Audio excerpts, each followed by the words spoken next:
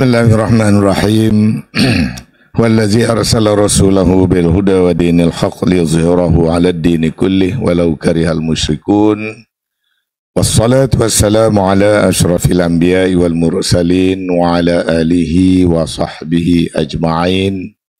Subhanaka la ilma lana illa ma 'allamtana innaka antal alimul hakim. Wala hawla wala quwwata illa billahil aliyyil azim. Qala Allah Ta'ala fil Qur'anul Karim, a'udzu billahi minasy syaithanir rajim. Bismillahirrahmanirrahim.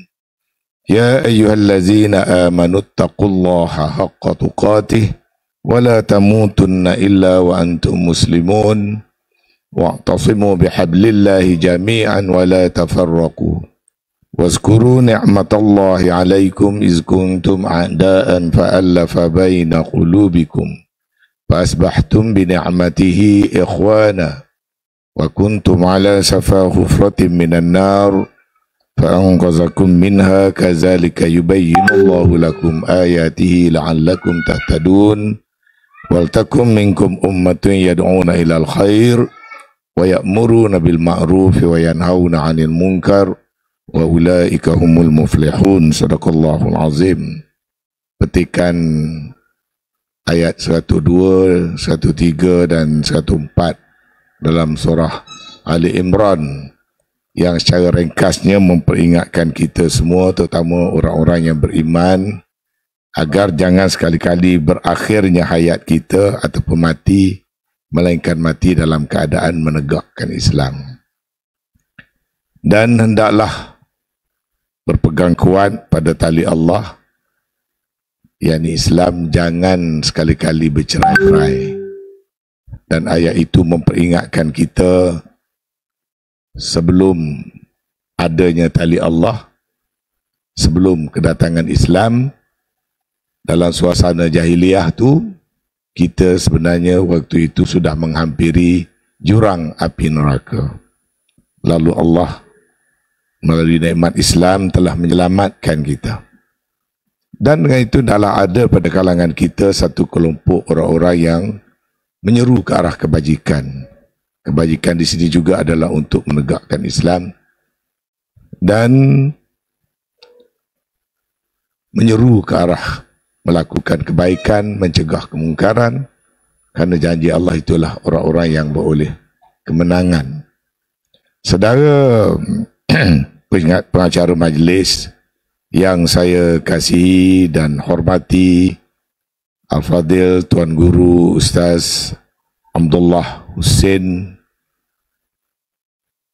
Pesuruhjaya PAS Negeri Johor Darul Ta'zim, yang dikasihi, yang berbahagia Ustaz Zulkifli Sulaiman selaku pimpinan yang dipertua PAS kawasan Pulai, serta timbalan-timbalan, naib dan ahli-ahli jawatan kuasa, ketua-ketua dewan-dewan, dewan pemuda, dewan ulama, dewan muslimat, dan juga saya percaya ada dewan himpunan penyokong PAS kawasan Pulai, As-Sabikun, para perwakilan, sahabat-sahabat kita, tetamu mesyuarat, saudara Wan, timbalan ketua bersatu kawasan Pulai, saudara Michael, dan rombongan daripada pimpinan parti gerakan, dan seterusnya, tuan-tuan para hadirin hadirat yang dirahmati Allah sekalian. Alhamdulillah, saya juga turut memanjatkan syukur kepada Allah SWT kerana dapat datang walaupun agak jauh semalam meresmikan mesyuarat agung di Bacok dan Alhamdulillah dapat juga sampai, dan ini adalah antara mesyuarat agung kawasan-kawasan yang terakhir, kerana tak silap saya hari ini hujung minggu yang terakhir PAS seluruh negara menyempurnakan mesyuarat agung masing-masing. Saya ucapkan tahniah atas kesempurnaan perjalanan mesyuarat PAS cawangan-cawangan Saya tak tahu di sini ada berapa belas cawangan dalam kawasan, dan kesempurnaan perjalanan mesyuarat agung di peringkat kawasan pada hari ini. Seluruh negara, alhamdulillah, walaupun tahun ini tahun pemilihan seperti mana juga parti-parti yang lain, tetapi PAS setenang air di tasik walaupun ada pemilihan. Tak ada hiruk sana hiruk sini, tak ada. Dan tak ada juga setelah rumah siap pahat masih berbunyi. Keadaannya tenang dan damai kerana kita dalam PAS ditarbiah soal jawatan itu tanggungjawab, bukan rebutan, dan berjuang dalam parti bukan kerana pangkat atau kedudukan. Ia adalah sebahagian daripada ibadat dan sebahagian daripada apa yang disebutlah ayat yang saya baca tadi, untuk menjadikan kita orang-orang yang mengambil tanggungjawab, menyeru ke arah kebajikan dan kebaikan sebagai satu daripada perintah Allah Subhanahu wa taala. Kita juga bersyukur kerana kita baru saja menyambut satu sejarah yang besar dalam peradaban manusia, iaitu berlakunya peristiwa hijrah, dan daripada situlah bermula berkembangnya agama Islam. Dan saya mengambil peluang ini kerana depan saya ini ramai kawan-kawan bukan Islam, dan mungkin juga ucapan ini boleh dimanfaatkan kemudian, di mana saya nak melontarkan sedikit pandangan saya yang lama dalam UMNO, kemudian masuk dalam PAS, melihat daripada luar, melihat pada dalam, melihat kepada PAS sebagai musuh, dan sekarang ini melihat kepada PAS sebagai sebahagian daripada jemaah PAS. Waktu saya nak memilih parti mana untuk saya sertai setelah saya tidak lagi menjadi ahli UMNO, yang sebelumnya saya adalah pengasas UMNO. Waktu UMNO diharamkan, saya salah seorang pengasas UMNO yang menghidupkan semula UMNO baru. Sekalilah dengan almarhum Datuk Mak Rahmat waktu itu, ya, iaitu ahli parlimen dan ketua UMNO pula yang sangat lama, sangat banyak pengalaman dalam politik, banyak jasanya kepada orang Pulai ni. Bukan macam anak dia, tak serupa dengan ayah dia, anak dia. Orang politik kalau bercakap tak sini-sini sikit tak sah. Tapi betul, kerana anak pun saya kenal, bapa pun saya kenal. Jadi saya tak nak sebut yang anaknya, saya nak sebut yang ayahnya. Jadi Tok Mak Rahmat ni seorang yang sangat lama berjuang. Saya percaya banyak jasa dia kepada kita di sini. Dan pada waktu itu, waktu UMNO diharamkan, nak tubuh semula, Tok Mat sebagai Sagung, saya salah seorang daripada penaja yang menaja semula. Dan saya bawa ahli nombor 124.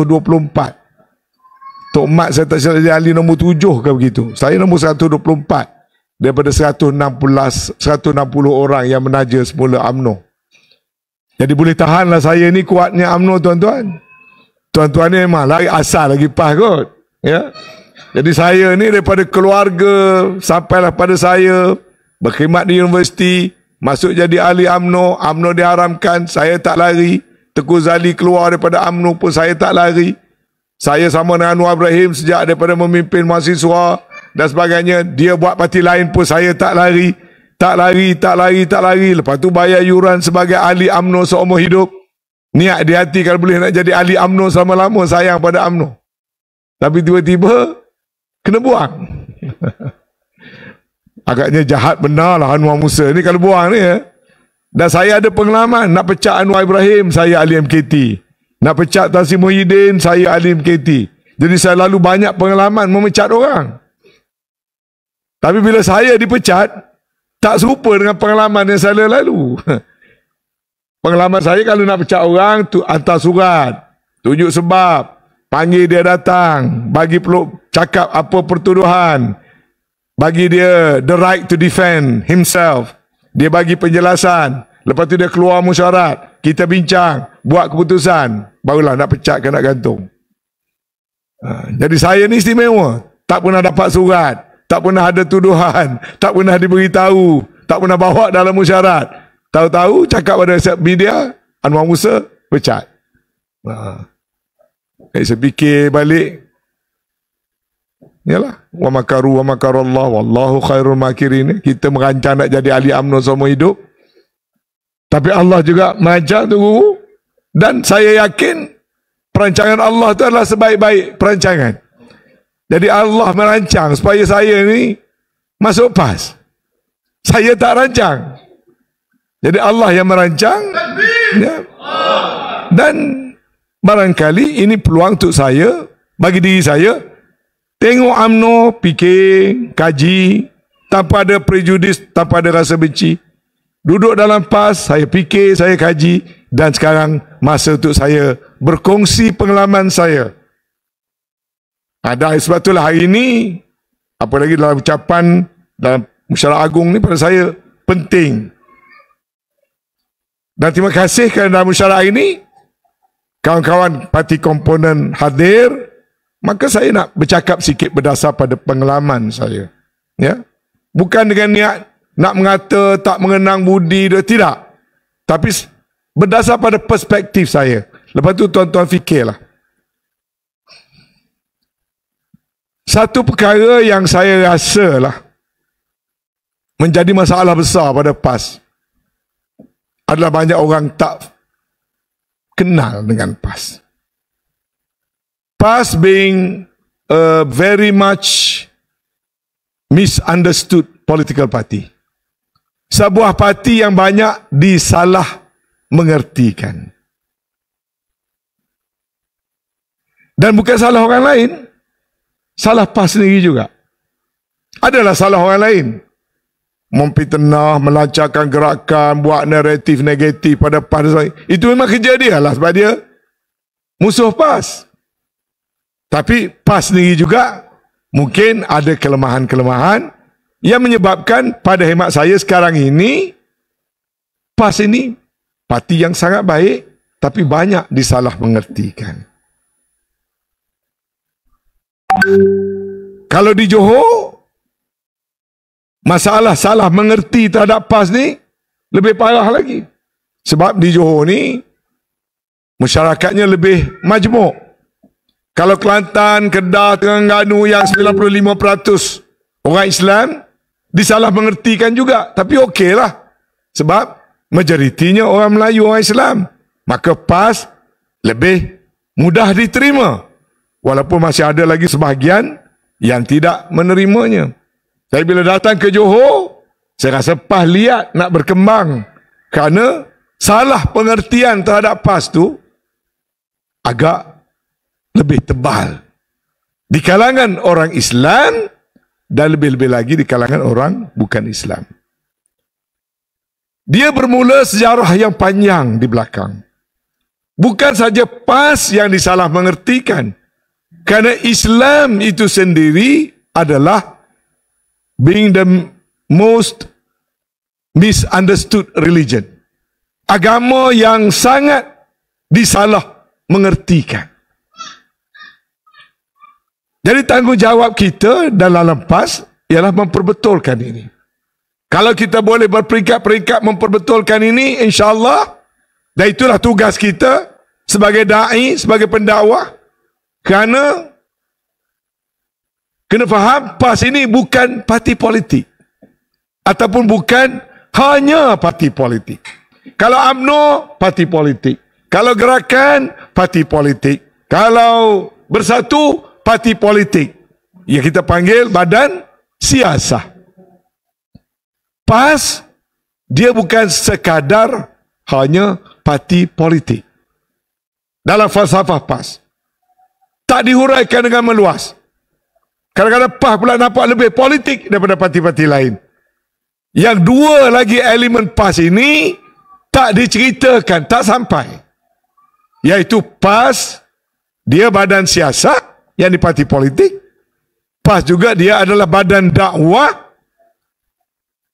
Dan dia juga adalah satu gerakan tarbiyah. Sebab itu saya kata bila saya dibuang daripada UMNO, tiba-tiba saya minta masuk PAS, saya tak kesal, saya rasa saya beruntung. Sebab kalau saya kekal dalam UMNO, saya hanya kekal dalam parti politik. Saya tak ada berpeluang nak menjalankan dakwah dan tarbiyah. Tapi bila saya duduk dalam PAS, ini perasaan peribadi saya.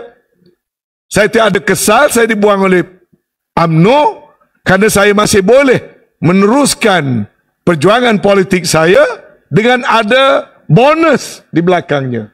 Kerana PAS itu badan siasah, badan dakwah, dan badan yang menjalankan tarbiyah.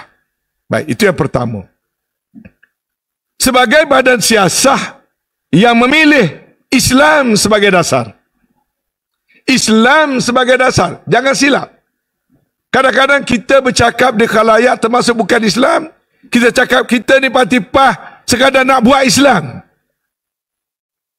Maka orang lain pun takutlah sebab dia tidak Islam.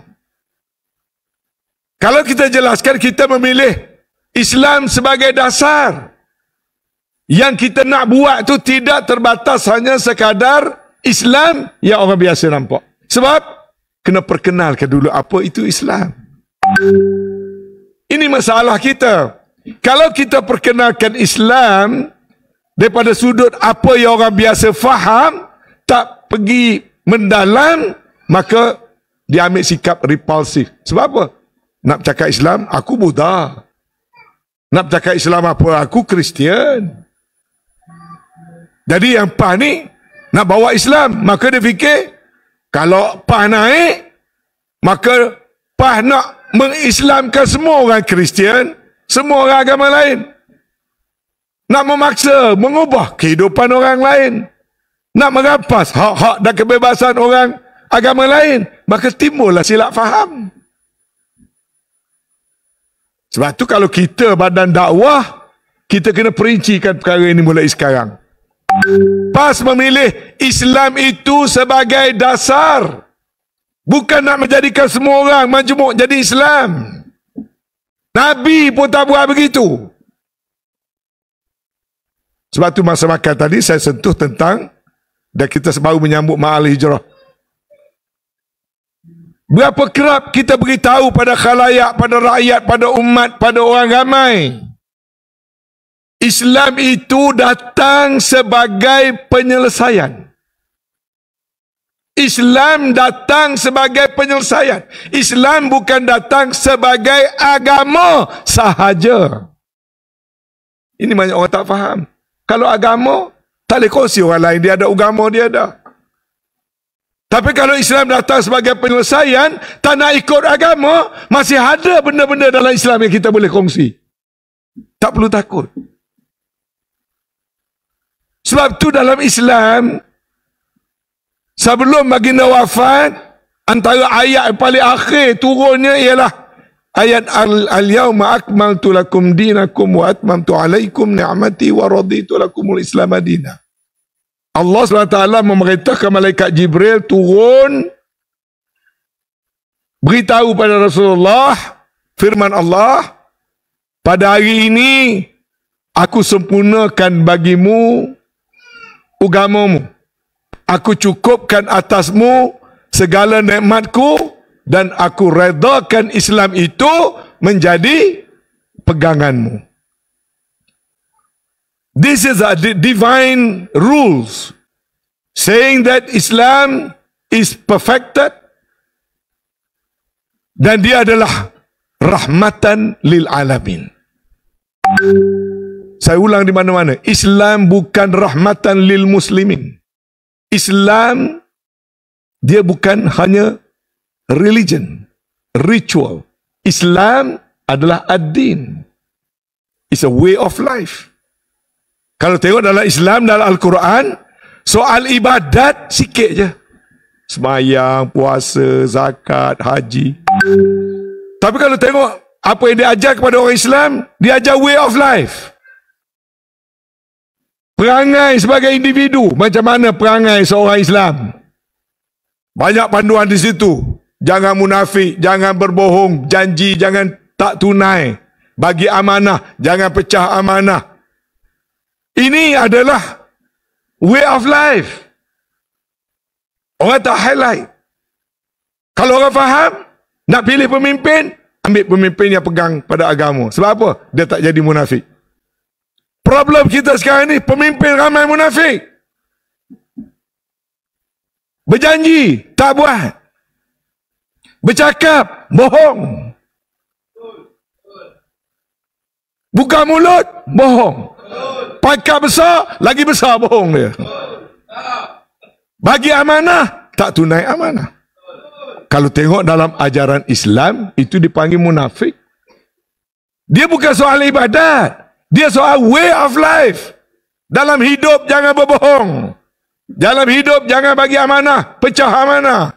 Dalam hidup jangan orang kata berjanji, tak buat. That is part way of life. Sebab tu dalam Islam ada hal individu, ada hal hubungan suami dan isteri, hubungan kita dengan masyarakat, hubungan kita dengan alam, hablum minallah, hablum minan nas. Luas. Dan kalaulah agama, ritual itu tak nak ikut, Islam kata, it's okay. Orang Buddha tak nak ikut dalam masyarakat majmuk, it's okay dalam Islam kata. Orang Kristian tak nak ikut, it's okay. As long as jangan memusuhi. Itu saja yang Islam minta. Jangan memusuhi. Padahal Al-Quran jelas. Qul ya ayyuhal kafirun la a'budu ma ta'buduna wa la antum 'abiduna ma a'bud. Wa la ana 'abidun ma 'abadtum wa la antum 'abiduna ma a'bud. Lakum dinukum waliyadin. Semua orang Islam baca. Tapi tak nak beritahu pada kawan-kawan bukan Islam. Perintah ni jelas, tak ada ragu. Qul ya ayyuhal kafirun. Beritahu pada orang bukan Islam. Yang ni orang kafir, orang yang tak mengucap syahadah macam kita. Suruh apa? Suruh perang ke? Tak. Suruh musuh ke? Tak. Beritahu pada orang yang bukan Islam. Kami tak sembah apa kamu sembah. Kamu tak sembah apa yang kami sembah. Kami tak beribadat cara kamu beribadat. Kamu pun tak beribadat cara kami beribadat. Lakum dinukum waliyadin. Bagi kami agama kami, bagi kamu agama kamu. Ini benda asas yang penting. Kenapa harus orang Kristian takut, ditakut-takutkan? Takut dengan PAS, takut dengan Islam, takutlah dia dengan PAS. Takut orang Buddha, kenapa perlu takut? Sebab macam saya kata tadi, Islam itu datang sebagai jalan penyelesaian. Kenapa saya kata Islam datang sebagai penyelesaian? Ini juga orang tak kupas. Islam datang waktu dunia menghadapi masalah. Walaupun manusia itu, waktu itu sudah ada civilization. Manusia sepatutnya bertamadun. Sebab sebelum kedatangan Rasulullah, tamadun Mohenjo-daro dan Harappa sudah ada. Tamadun di lembah Ganges sudah ada. Tamadun di Yangtze di China sudah ada. Dah jadi a very civilized society even before the coming of Prophet Muhammad. Tapi walaupun telah melalui zaman bertamadun, manusia ada tendensi kembali merosakkan tamadun. Manusia jadi berperang satu sama lain. Kerana kaum berbeza-beza membenci-benci sama kaum. Walaupun zaman itu sudah ada teknologi, di kalangan orang Arab tak mau, tak nak berilmu, tidak cintakan pada ilmu. Ada diskriminasi gender, anak perempuan dibunuh, nak ajak anak lelaki. Dalam keadaan civilized society, manusia menjadi kembali kepada uncivilized, terutama di kalangan masyarakat Arab. Jadi Islam itu datang untuk membuat correction kepada way of life. Waktu itu sudah ada banyak kitab. Taurat dah turun, Injil dah turun sebelum datang Al-Quran. Tapi manusia ubah kitab. Masing-masing ubah kitab. Manusia telah diperintahkan supaya mentaati Allah. Even sebelum kedatangan Islam, telah ada perintah konsep one God, Tuhan yang satu, tauhid. Tapi manusia mengubah guna akal fikiran. Jadi masing-masing manusia membawa kerosakan kepada kehidupan manusia. Perang kaum, perang kabilah, membenci, jadi munafik, berbagai-bagai kerosakan, terutama di kalangan masyarakat Arab. Lalu Allah turun supaya membetulkan orang Arab, sebab Arab paling teruk sekali masa itu. Jadi kalau Arab boleh diperbetulkan, yang lain-lain mudah betul lah. Lalu itu namanya wama arsalnaka illa rahmatan lil alamin. Aku tidak utuskan engkau wahai Muhammad melainkan membawa rahmat bagi seluruh alam, bukan rahmatan lil muslimin. Satu. Kena beritahu. Islam walaupun mula-mula sekali wahyu terima di Mekah, gagal nak memperbetulkan Mekah. Padahal ada saudara mara situ, Nabi lahir di situ, pak saudara duduk di situ, kaum kerabat duduk di situ, dia daripada Quraisy semua ada di situ. Fail. Lalu Allah perintahkan Nabi pindah pada Mekah, pergi ke Madinah. Itu yang disebut hijrah sekarang ini. Baik. Apabila Nabi membawa Islam pergi ke Madinah, yang Tok Guru sebut tadi ni, adakah Madinah tu masyarakat majmuk ataupun masyarakat satu bangsa? Jadi Islam tu datang dalam masyarakat majmuk. Macam mana pula sekarang kita kata Malaysia masyarakat majmuk, maka Islam tak boleh, tak sesuai. Why? Sebab kita multiracial. Islam tu memang datang dalam suasana masyarakat majmuk to solve the problem of plural society. Dan kita tahu dalam sejarah, kalau kita baca sejarah di kota Madinah, di Madinah waktu tu kalau kabilah lain-lain, bukan sekadar dia benci, dia bunuh-membunuh. Aus dengan Khazraj, ini dua kabilah perang 100 tahun lebih, tak boleh berdamai. Kerana ini Aus, ini Khazraj, kabilah berlainan. More than 100 years of enmity, fighting. Sehingga datang Nabi. Dan orang Arab, kalau dia satu kaum, satu bangsa, ataupun kabilah dia panggil, dia akan benci sebenci-benci dengan kaum lain. Bila datang Islam, apa Nabi kata? Ni sebab orang kata PAS perkauman. Kebetulan pula seminggu lepas ada seorang pemimpin PAS buat keluar kenyataan berbau perkauman. Bila ada seorang Cina naik pangkat jadi Lieutenant General, dia buat posting tersasul. Tapi parti ambil tindakan tegas, memperbetulkan. Bukan marah, kena perbetulkan. Jangan bagi false alarm. Sebab kesilapan itu individu. Dasar parti PAS tidak begitu. Kenapa? Dasar parti PAS adalah Islam. Maka orang ingat PAS perkauman. Sedangkan dasar Islam mengharamkan perkauman.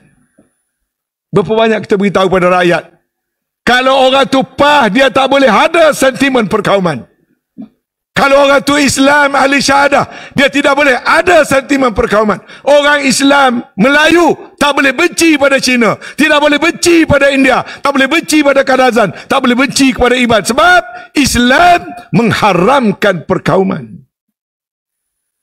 Tapi gambaran yang orang faham sekarang, PAS anti Cina, anti India. Kita kena betulkan ini dulu. Apa bukti dia? Ini bukan sekadar cakap-cakap. Buka kitab tertulis dalam hadis-hadis naratif from the Prophet Muhammad yang genuine, yang tulen, yang sahih. Nabi bersabda, laisa minna man da'a ila asabiyyah. The Prophet says, laisa minna man da'a ila asabiyyah. Bukan daripada golongan aku, bukan daripada golongan kami orang yang berjuang atas dasar perkauman. Very firm, very strong statement by the Prophet. Peace be upon him. Laisa minna man da'a ila asabiyah wa laisa minna man qatala ala asabiyah. Bukan daripada golongan kami orang yang berperang atas dasar perkauman. Wa laisa minna man mata ala asabiyah. Bukan daripada golongan kami orang yang mati kerana perkauman. Tidak ada satu amaran yang lebih keras daripada Prophet Muhammad. Any Muslim, you are not allowed to be racist. I'm sure kawan-kawan Cina, India dengar ini for the first time. Ramai orang di luar sana dengar ini for the first time. Decree diumumkan oleh Nabi Muhammad. Siapa orang Islam, kalau dia berjuang atas dasar Sobiah, dia mati kerana perkauman, dia berjuang kerana perkauman, dan dia berperang atas dasar perkauman, Nabi kata, you are not part of me. That's very strong words. Orang Arab tak faham. Seorang sahabat, Wasilah bin Asqa, tak silap nama, tanya Rasulullah, ya Rasulullah, perkauman ke aku ni kalau sayang pada kaumku, apa dia perkauman ni ya Rasulullah? Orang Arab tak faham. Because the warning is very strong warning. Dia tanya balik the Prophet, what's the meaning of asabiyah? What's the meaning of perkauman? The Prophet responded, kamu menolong kaum kamu untuk melakukan kezaliman. Itu dia perkauman. You are helping your own race to suppress other races. Then you become a racist that forbidden by the Prophet and by Islam. So what is the key word here? Melakukan kezaliman. That's the key words. Kerana benci pada orang Cina, kita buat kezaliman pada orang Cina. Islam larang. Kerana dia Cina, tak boleh pegang pangkat Lieutenant General. Adil ke zalim? Tentulah zalim. Dia jadi pegawai askar macam orang lain juga, sampai masa nak naik pangkat. Bukan Cina saja, ada orang India. Dalam askar kita ada orang, orang asli, Snowy Park. Askar pertahanan negara kita ni dulu, ada Punjab, ada askar India, ada askar Cina, ada askar kawan-kawan di Sabah, Sarawak. Bila sampai dia layak naik pangkat, dia kena naik pangkat. Kenapa kita nak kritik kerana dia naik pangkat? Kerana hanya dia bukan Melayu. Zalim. Kalau zalim, itu perkauman. Kalau kita menolong orang tu melaku zalim, kalau pimpinan PAS tolong kenyataannya macam itu, tak betul kan? PAS jadi parti zalim. Tapi Ustaz Agung kita terus keluarkan statement. Pukul 12 tengah malam, Datuk Taqiyuddin draft. Walhal yang tersasul tu keluarga Presiden PAS. Yang tersasul, saya anggap tersasul lah. Mungkin dia ada maksud lain, wallahualam. Tapi kita tak nak hantar isyarat yang salah. Parti ambil pendirian terus. Dasar parti tidak begitu, itu bukan keputusan parti dan sebagainya. Dan kita akan menasihati ahli kita. Yalah, kita manusia mungkin ada buat silap. Tapi parti kalau silap, kita kena betulkan. Sebab jangan bagi wrong message. That PAS tidak boleh perkauman. Kita kata PAS for all. PAS for all races. PAS for all religion. Dan adalah kaedah-kaedah terperinci. Jadi apabila Islam datang ke kota Madinah, problem yang dihadapi banyak diselesaikan. Problem perkauman, problem kezaliman, problem sifat-sifat munafik, problem pengurusan governance yang tidak teratur, problem tidak ada perlembagaan, diwujudkan perlembagaan, problem tidak ada hubungan diplomatik, Nabi wujudkan hubungan diplomatik, problem tidak ada penjagaan terhadap nyawa dan harta melalui ketenteraan, Nabi bentuk ketenteraan. Tapi dalam sejarah Islam, ada tentera, ada kerajaan dan sebagainya, tak boleh buat kezaliman pada orang lain. tapi hanya sekadar mempertahankan diri. Bila Madinah diserang oleh orang Quraisy dan sebagainya, okey pergi perang. Bila pergi perang tu, kalau dah tak ada pilihan lain, hanya dalam bentuk mempertahankan diri. Aggression not allowed. Lepas tu saya kata, kita kadang terang Islam, kita tak terang values of Islam, nilai-nilai Islam. Kita terus terjun pada soal puasa, soal sembahyang, baca kunut, tak baca kunut. Akhirnya sama Islam pun bergaduh. Yang dikata kena baca kunut, yang dikata tak boleh baca kunut, yang dikata takbir kena rapat ke telinga, yang dikata takbir angkat separuh saja. Akhirnya sama Islam pun bergaduh. Apa duk bergaduh soal cara yang kita buat ibadat. Islamic values yang banyak, kita tak dakwahkan pada orang. Orang takutlah dengan kita. Sebab itu, saya kata Islam menjadi agama yang being misunderstood kalau dakwah kita tidak cukup bijaksana. Sekali lagi ini juga pesanan Rasulullah. Ud'u ila sabili rabbika bil hikmah wal mau'izatil hasanah wajadilhum billati hasanah. Kena seru dengan cara yang baik, suruh dengan cara yang baik, dengan hikmah dan hasanah, dengan penuh kebijaksanaan. Bukan dengan rasa benci, dengan rasa sombong, dengan rasa bongkak, tidak. Seru dengan cara yang bijaksana. Maka kita dalam PAS, kerana kita parti dakwah, kita kena seru dengan penuh kebijaksanaan. Jangan benci pada orang. Jangan berzalimi orang. Kejayaan Islam kerana dapat tunjuk contoh yang baik. Bukan kejayaan Islam kerana mata pedang. Bukan kejayaan Islam kerana kuasa. Dakwah Nabi sebahagian besar orang pilih Islam adalah kerana Nabi berjaya menunjukkan contoh teladan yang baik. Lembut hati yang keras kerana tunjuk contoh teladan yang baik. Not by force. Pedang dan senjata hanya sekadar mempertahankan diri kalau orang itu memusuhi Islam, menghalau kita keluar daripada wilayah ataupun negeri, ataupun mengancam nyawa dan harta, itu boleh. Kalau baca sejarah Islam, setelah Nabi jadi kuat, menang perang Badar, menang perang lepas Uhud, lepas Badar, lepas Khandaq dan menang, Nabi nak pergi buat kerja haji, bawa jemaah nak pergi buat kerja haji, dah siap pakai ihram semua dah. Sampai di Hudaybiyah ada resistance from Quraisy, penguasa Mekah, tak bagi Nabi masuk. Nabi bincang dan Nabi beritahu sahabat, kita baliklah. Sedangkan dia dah kuat ni. Dia pun lagi bukan nak perang, dia nak masuk buat kerja haji. Patutnya Nabi proceed lah masuk buat kerja haji, dia kuat. Tapi Nabi beritahu sahabat, ini ada orang kat sana tak suka kita masuk buat haji.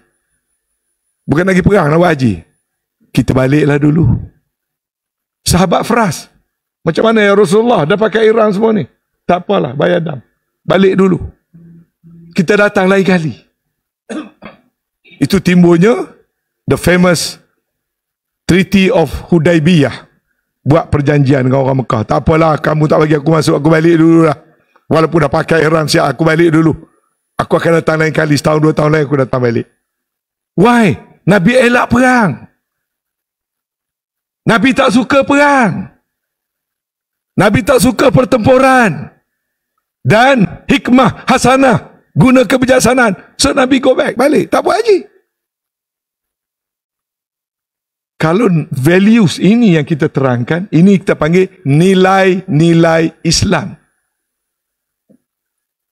Kadang kita menerangkan Islam, kita tekankan soal Islam yang patut kita tekan hanya pada orang Islam, benda yang sama nak tekan pada bukan Islam. Macam mana orang bukan Islam nak boleh terima? Dia belum terima, yang biasa pun belum terima. Kita macam kalau darjah 1 bagi silibus darjah 6, penatlah dia. Tapi kalau values of Islam, there is banyak Islamic values yang universal. Macam saya kata tadi, berdakwah dengan cara yang tutur kata yang baik, jaga amanah, jangan berbohong, janji kena buat, kalau jadi kerajaan-kerajaan yang baik. Jadi banyak nilai-nilai tadi. Tapi oleh kerana ini semua tidak diberikan penekanan, maka jadilah agama kita agama yang disalah mengertikan. Apalagi dalam negara kita, Islam hanya 60 lebih peratus. Kita ada kawan-kawan 30% lebih lagi. Dan kita tahu tanggungjawab Islam tu nak memimpin. Jadi tak boleh nak memimpin, hanya boleh pimpin orang Islam. That's not good enough. Kena ikut Prophet. Nabi memimpin yang Islam dan bukan Islam. Supporters Nabi, Islam dan bukan Islam. Panglima Nabi, Sayyidina Umar Al-Khattab, dulunya tidak Islam. Kemudian dia jadi panglima Islam sebab Nabi buat benda yang baik. Jadi kenapa kita nak memperagakan sesuatu yang menakutkan orang bukan Islam? Apalagi kalau kita buat sesuatu bukan saja orang bukan Islam takut, orang Islam pun takut dengan PAH. It's our fault. Supaya juga Islam is not about kulit. Islam adalah about iman, akidah dalam hati. Kalau tengok Islam artinya kupiah.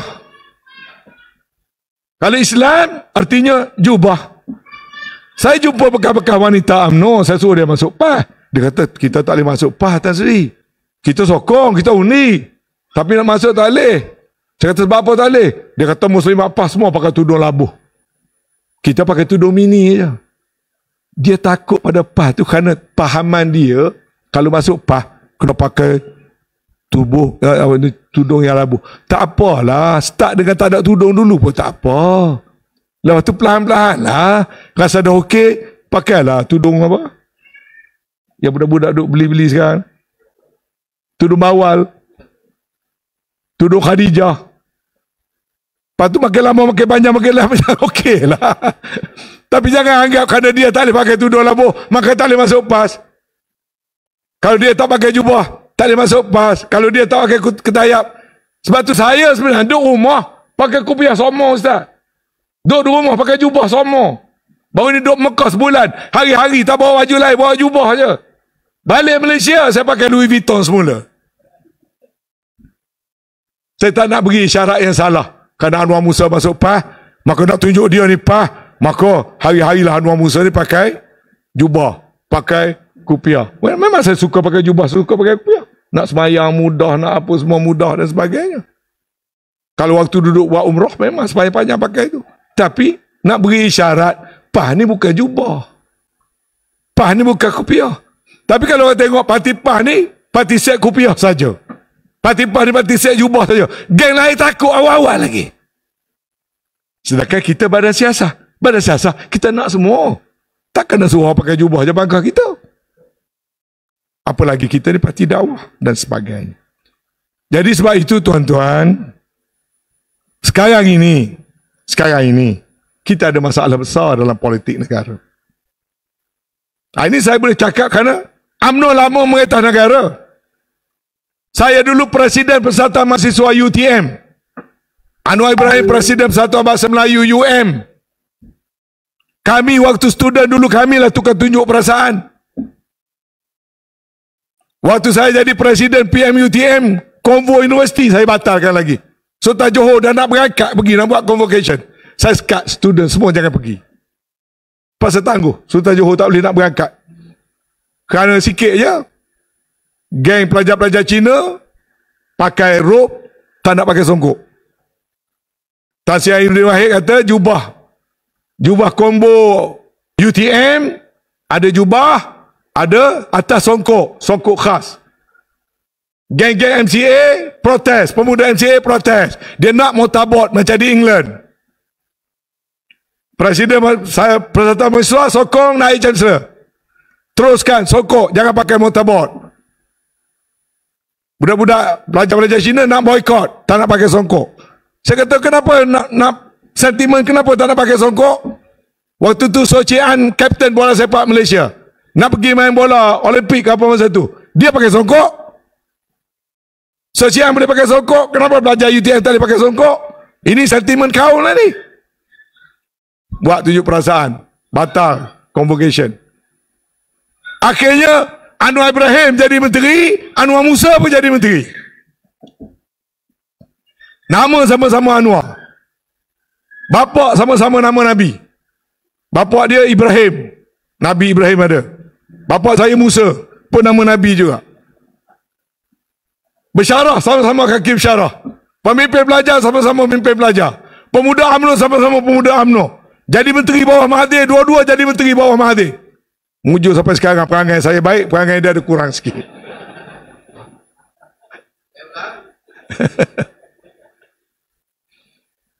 Tapi pengalaman saya jadi menteri begitu lama, bawah 5 Perdana Menteri, 4 kementerian.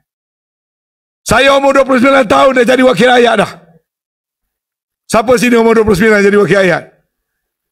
Ni umur 72 pun tak dapat-dapat. Nasa jadi wakil rakyat, jadi calon pun tidak. Saya umur 29 jadi wakil rakyat. Umur 33 dah jadi menteri penuh. Kalau tengok hebat dulu pemimpin pelajar nak buat itu, nak buat ini. Anwar Ibrahim tunjuk perasaan kerana masalah. Nak membela kaum petani yang miskin. Akhirnya dia jadi menteri pertanian. Bukan saja jadi menteri pertanian tak selesai. Dia jadi Perdana Menteri orang makin miskin. Betul tak? Dulu dah beli ikan mungkin harga RM10, RM12 sekilo, sekarang dah berapa belas ringgit. Pergi pasar sayur pun naik harga. Pergi nak beli apple pun naik harga. Nak beli pisang naik harga. Buka switch elektrik, api elektrik naik harga. Bil air naik harga. Semua benda naik harga. Kalau dengar dia bersyarah dulu, oi macam dia presiden Persatuan Mahasiswa lagi. Hari ini menang, bukan sebulan, bukan seminggu. Hari ini menang, besok turun. Bukan saja tak turun, dia naik dah lagi. Kalau kata munafik, marahlah kan, bunyi kasar lah kan. Tapi yang pastinya, bermasalahlah negara kita sekarang ini pada fikiran saya. Sebab waktu saya jadi menteri dulu pun, banyak masalah. Saya akui sebahagiannya tak boleh selesai, sekurang-kurang jangan tambah. Saya Presiden Persatuan Mahasiswa, pimpin belia. Saya jadi menteri belia dulu. Saya kena mengaku, banyak masalah belia, Anwar Musa tak boleh selesaikan. Tapi bukan Anwar Musa saja, Anwar Ibrahim menteri belia juga, tak selesai juga. 2 Anwar dah jadi menteri belia. Dengan cakap berdetam. Anwar Ibrahim jadi Menteri Belia dan Sukan, Anwar Musa jadi Menteri Belia dan Sukan. Tapi sekarang Anwar Musa jadi Menteri Belia dan Sukan, dapat juga awak balik Piala Thomas. Anwar Ibrahim tak awak balik apa pun. Betul tak? Waktu saya menang Piala Thomas. Waktu saya ranking bola sepak 78 world ranking. Waktu saya jadi menteri dapat bidding Commonwealth Game. Bolehlah saya sebut sikit-sikit. Nak sebut masa Anwar Ibrahim jadi Menteri Belia, satu benda pun saya tak ingat. Tapi bukan nak hina dia, nak puji saya tak. Dua-dua gagal. Nak beritahunya, masalah rakyat ni banyak. Tidak mudah walaupun dah jadi menteri. Tunjuk perasaan kerana kemiskinan, saya kata tadilah. Selesai masalah kemiskinan sekarang? Tak selesai. Masalah malah lebih teruk. Tapi secara keseluruhan, sebagai orang politik, penilaian saya, we are in a very bad shape. Tapi tanya rakyat biasalah. Itu pendapat saya, mungkin bias. Kemarin dulu saya nak pergi ke Sungai Koyan. Berhenti makan nasi di satu kedai. Makcik kedai tu datang jumpa. Tan Sri, tolonglah buat sesuatu. Bapa, kawan-kawan saya ni banyak dah tutup kedai. Kalau meniaga untung sikit sangat. Nak naik harga, orang kampung marah. Tak naik harga, barang semua mahal. Lebih baik tutup kedai, buat benda lain, dia kata. Itu aduan yang datang secara direct pada kita. Daripada rakyat biasa. Pergi Pulau Kuala Lumpur, jumpa orang datang. Tan Sri dulu asal Tan Sri jadi menteri, boleh juga buka-buka gerai. Lah ni, tangkap, nak rampas, nak meniaga belon pun tak boleh. Ini keluhan rakyat ni real pada saya, benar sebenar. Itu masalah rakyat kecil bawah. Masalah ke atas pula. Perdana Menteri kata, GST, pergilah kursus. Dia tak faham apa itu GST. GST, General Service Tax. Dia sendiri tak faham juga. Rakyat tak faham satu hal. Kalau Perdana Menteri tak faham, tak apa lagi. Menteri, Perdana Menteri yang juga Menteri Kewangan tak faham itu apa itu GST. Masalah tuan-tuan. Seburuk-buruk ekonomi kita waktu COVID. National Revenue 84 billion. Pasca COVID, buka ekonomi, 94 billion. Minyak tak naik, subsidi tak rampas, SST tak payah ada banyak-banyak. Macam-macam. Masih revenue negara sampai 90 lebih bilion. Tahun lalu, dengan macam-macam cukai, tarik itu, tarik ini, naik minyak apa semua, revenue lebih kurang banyak tu juga. Naik 10 bilion saja. Tu pun 10 bilion, banyak datang pada KWAP, daripada dividen Petronas dan sebagainya. What happened? You take so much from the people, why the revenue has not increased? Something wrong. Itu higher level lah tu. This is a real problem. Rakyat being taxed, but national revenue has not increased. Baca pula laporan. Hutang negara.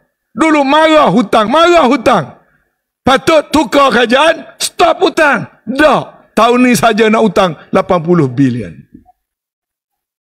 Dan hutang negara dah meningkat ke 1.5 trilion. Bayar bunga saja belum pokok, 61 bilion bayar faedah saja. Something wrong with this country.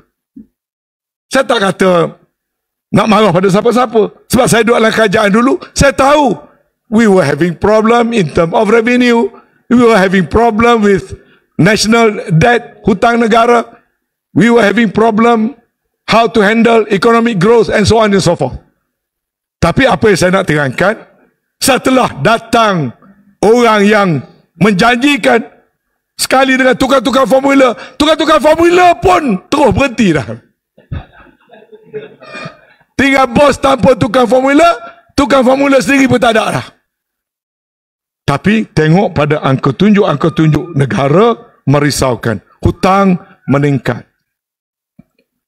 Perbelanjaan kerajaan tak stop, tak kurang. Government expenditure keep on increasing. Revenue has not increased proportionately. Therefore, hutang keep on getting bigger and bigger. Why? Because there is no growth. Dalam ekonomi, tuan-tuan, kalau cukai tinggi bukan bermakna negara jadi kaya. Banyak negara lagi tinggi cukai, lagi bankrupt. Singapura dulu bebas cukai, kaya raya, tak ada cukai. Ada negara turun cukai, duit makin banyak. Ada negara cukai tinggi, getting poorer and poorer. It is not about tax, it is about growth. Kalau rate rendah, tapi economic growth ada, you get more money. If there is no growth, you raise tax, small fish kena, the big one tak kena. Net masih tak ada. Ketirisan masih berlaku, black economy masih berlaku, kebocoran masih berlaku, outflow of fund terus berlaku. The country still get poorer. So campur semua ni, dengan campur masalah politik, rumusan saya, we are having problem that has not been resolved. And we have waited for more than 2 years. There is no positive sign. Without fear of favor, saya akan buat kenyataan ni. Saya tak ada perasaan nak marah, nak benci macam setengah-setengah orang. Setengah orang ni kalau tak suka, kalau dengar ucapan Mak Mazlan tentang Anwar Ibrahim, saya sendiri gerun dengar. Sekarang, tukar jilat nombor 1 pun Mak Mazlan dah juga. Kalau dengar Luqman Adam, balon Anwar Ibrahim, saya naik gerun. Tapi sekarang, Luqman Adam yang sama itulah tukang jilat. Saya ambil sederhana. Puji tak ada berlebihan, mengata jangan melampau. Ambil terasa fakta saja. Jangan bawa sentimen ataupun emosi. Dengan niat yang baik. Bukan dengan niat nak mengata, nak menghina, tidak. Tapi realiti kena kata. Walaupun pahit kena kata. Pada pandangan saya, mungkin saya salah. We are having problem. We are having problem with national debt. We are having problem with ever expanding government expenditure. We are having problem with lack of growth. We are having problem with wrong priority. Collect tax, 15 bilion buat sewa helikopter. To me something wrong. You tax the rakyat, rakyat menanggung susah ikat perut. Your priority sewa helikopter, dah harga sewa mahal pada beli helikopter. Something wrong. Patut slowkan projek, buat projek untuk rakyat. Dah, bagi bawa projek, kerana nak bagi kontrak pada bangsawan-bangsawan di atas. Dah ada 5G elok-elok, belongs to government, you faraidkan 5G. Pada saya, something wrong with the government. Belum lagi daripada sudut politik. Isunya, siapa nak menyelesaikan masalah? We have changed prime ministers, we have changed government, we have called for election, and yet people problem has not been solved. So what is there lies ahead for the people, for the rakyat? Everybody, Malays and non-Malays, the rakyat in general. Maka jawapan dia kepada kita, orang yang aktif dalam politik ini, kena mula memikirkan, we really need the real solution, once and for all. We need the real solution. Dan disitulah PAS menyatakan, Islam adalah penyelesaian. Tapi tak boleh. Islam adalah penyelesaian, full stop. Tak boleh. We have to deep dive. Kalau Islam sebagai penyelesaian, apa dianya? Kalau kemiskinan masalah penyelesaian, dan kita rasa Islam ada jalan penyelesaian bagi kemiskinan, let's bring forward the formula. Jangan retorik. I'm sure the Muslim will accept certain Islamic principle if it is proven to be good. Macam sistem banking Islam, perbankan Islam. Dulu orang marah, akhirnya semua orang ikut. Why? Proven to be good. Tapi kita lah kena tunjuk. Masalah kemiskinan, apa formula yang Islam boleh bawa? Therefore PAS kena bawa. Apa lagi formula masalah? Masalah perpaduan kaum, perkauman. Apa dia formula Islam? Saya dah terangkan tadi. Islam kena bawa. Sebab apa? Islam akan menentang perkauman. Orang Cina boleh tidur lena. Orang India boleh tidur lena. Orang Sikh boleh tidur lena. Dengan syarat tegakkan Islam, Islam akan melarang orang daripada ada sifat perkauman. Bawa keadilan. Let's bring the formula. On education, masih lagi tak selesai sampai sekarang. Kalau Islam ada formula tentang education, let's bring forward. Of course Islam datang mula-mula. Iqra, bacalah. The first kalimah the Prophet received, the divine instruction from Allah is on education. Because why? Because the Prophet knows neither to read nor to write. So that means in Islam, education is important. And if you look at history, the learned scientists in those days were the religious people. Al-Khawarizmi, Ibn Sina, Ibn Khaldun, they are all Muslim. Istilah Islam ada penyelesaian untuk ilmu. Bring forward apa penyelesaian on education to improve quality of education. So race relation, education, economy, on integrity. We are still having problem. Integrity problem. Kadang-kadang rakyat pun risau. Tengok integriti ni berdasar pada politik. Kalau menentang kerajaan, deras saja nak menyiasat. Deras saja dakwa. Kalau duduk belah kerajaan, sakau sekandak-kandaknya. So, rakyat hilang keyakinan.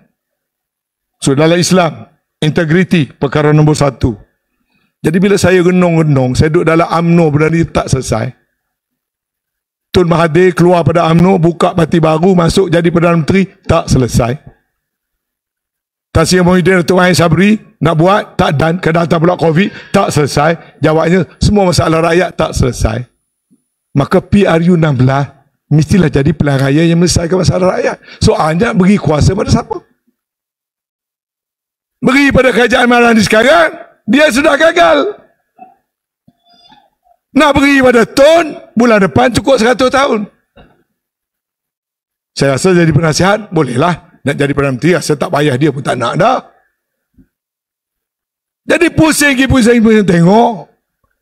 Ia belum jadi kerajaan lagi betul-betul ni. PAS. Dan juga Perikatan Nasional. Maka pada saya, selama jangan hanya layan selera kita nak jadi kerajaan, kita kena buat persiapan. Be prepared to be a good government. Policy oriented government. Jangan bawa kerajaan retorik, itu kerajaan Anwar Ibrahim. Jangan bawa kerajaan yang bangga dengan PAS Glory, itu kerajaan UMNO. Bangga dengan PAS Glory yang sekarangnya kaput. Perikatan Nasional dan PAS tak cukup menjadi pengkritik. Kita kena jadikan parti kita parti policy oriented. Problem solving. With full confidence. With Islam as the guiding principle. We can do better than all the previous government. Dan kita kena zahirkan ini keupayaan kita. Jangan orang tengok kita dengan cara serong, dengan masalah perkaumannya, dengan masalah religious centric kita, dengan orang anggap kita ni mundur, kita ni tak mampu, kita ni tak boleh dan sebagainya. Kita kena keluar daripada kepompong itu. Kita kena bawa image Perikatan Nasional dan PAS yang baru, yang boleh membawa penyelesaian, yang disokong bukan hanya oleh orang Islam tapi juga Islam dan bukan Islam, yang bukan hanya mesti disokong oleh orang Melayu saja, disokong orang Melayu, orang Cina, orang India, orang Kadazan, orang Dayak, Dusun dan sebagainya. That should be the government. Be a truly government of the people, by the people, for the people. Kerajaan yang dinanti-nantikan, yang belum datang sampai sekarang. Maka itulah harapan saya. Dalam Musyawarah Agung tahunan ini, kita memperbaharui iltizam, bermuhasabah, membuat koreksi. Semua pimpinan PAS di bawah telah terima beberapa arahan daripada pucuk pimpinan. Walak dan laksanakan. Kita dah beritahu, dasar kita PAS for all. Kita kena laksanakan. Kita dah dengar ucapan Tok Guru kata Islam adalah penyelesaian. Takkan Tok Guru nak bucak 7 jam, dia bucak 1 jam, dia bagi dasar. Detailnya kita kena gali. Kita kena tampilkan dengan apa dia yang dikatakan Islam sebagai penyelesaian. Yang banyak tadi, the misunderstood political party, kita kena betulkan. Dan daripada situ, kita kena tampilkan sebagai parti with the winning mentality. PAS tak boleh jadi parti Kelantan, Terengganu dan parti SG4. PAS must be prepared to be party that rule the nation. PAS kena mula zahir. Dan dasar PAS adalah jelas. PAS tidak akan bergerak solo. PAS menerima konsep ta'awun dan ta'ayush. Ta'awun artinya bekerjasama. Politik PAS, kita tidak berselindung. Kita bersedia bekerjasama. Daripada dulu sampai sekarang. Termasuk dengan UMNO. Ta'awun, prinsip nak mentadbir negara. Ta'ayush, coexist. Wujud bersama dalam nak mentadbir. Cannot be alone. Konsep PAS sedia bertahun, sedia bertayush, dan dengan orang yang tidak melampau pegangan mereka serta memusuhi kepada Islam adalah sahabat. Kecuali mereka yang memusuhi Islam, mereka yang mengharbikan diri mereka sendiri. Kalau orang yang mengancam Islam, itu memang cross the line. As much as Islam will continue to respect other religion, we expect reciprocity toward Islam. Kalau perlembagaan kata Islam adalah agama persekutuan, we expect the whole rakyat respect the position of Islam as the official religion of the country. Other religion are free to be practiced. And those are principles yang ada dalam perlembagaan negara. So, pendirian PAS jelas. Kalau ini dapat kita lakukan dan dapat lakukan bersama dengan rakan-rakan dalam Perikatan Nasional, reinvent our image. reinvent our psychology, reinvent kita punya self-confidence. Perikatan Nasional dan PAS must portray ourselves as party that deserve to run and to rule the country. And not just to run and rule the country, but you are coming up with solution for the betterment of the rakyat, truly as government of the people, by the people, for the people. Let's do it once and for all. Kerana rakyat kita sedang menanti itu. Bukan saja rakyat Kelantan, tetapi termasuk juga rakyat di Johor. Kerana Johor cabarannya tentulah lebih besar lagi, maka saya harap pimpinan PAS di Johor akan dapat melipat gandakan. Jangan ada mentaliti, alah tak apalah Kelantan kuatlah, kita Johor setara ni je lah. Jangan. Ya, kita nak tengok PAS di Johor ini mesti bertambah kuat. Kenapa? Sebab Johor ni dalam politik negara, kalau baca sejarah, jantung politik negara adalah Johor. Selagi tak diperbaiki di Johor, tak komplit politik Malaysia ni. Sejarah perlembagaan negara daripada Johor. Pembentukan negara, Johor. Cita-cita memerdekakan negara, anak Johor. Kepimpinan negara yang awal, Johor. Perlembagaan negara terbina daripada pemikiran sebahagian besarnya adalah Johor. Jadi kalau Johor panggil dia bangsa Johor pun memang layak. Sebab sejarahnya begitu. Johor itu bukan hanya sekadar negeri.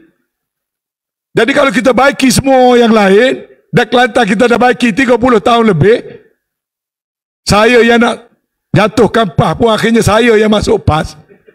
Punyalah berjaya PAS Kelantan. Tak ada makna juga kalau Johor masih ada macam ni. Betul tak, Tunggu? Maka PAS Johor juga kena tingkatkan keazaman. Supaya PAS Johor adalah for all. Carilah jalan dakwahnya, tarbiyahnya, siasahnya, portray the image that we deserve to be given the support by the rakyat and by bangsa Johor, insyaAllah. Saya sepanjang, tempat lain saya ucap tak panjang macam ni. Tempat lain hadir lagi ramai, ucapan lagi pendek. Sini tak berapa ramai, ucapannya lagi panjang. Tak pelik ke tu? Tapi saya naik semangat sebab saya tengok ada kawan-kawan China, India dan sebagainya, parti-parti komponen hadir bersama, penuh semangat Perikatan Nasional di sini. Saya ambil peluang mengupas tentang janganlah PAS ini disalah mengertikan. Okay. PAS tidak tamak, PAS tidak nak tinggal kawan, PAS buka pintu untuk kerjasama, PAS nakkan sokongan orang Melayu, orang Cina, orang India semua sekali dan sebagainya. Kerana itu adalah benda yang telah diperintahkan kepada kita semua dan kita akan cuba laksanakan melalui perjuangan PAS dalam bentuk yang baru, dengan keazaman yang baru dan iltizam kita yang semakin meningkat. Terima kasih banyak-banyak.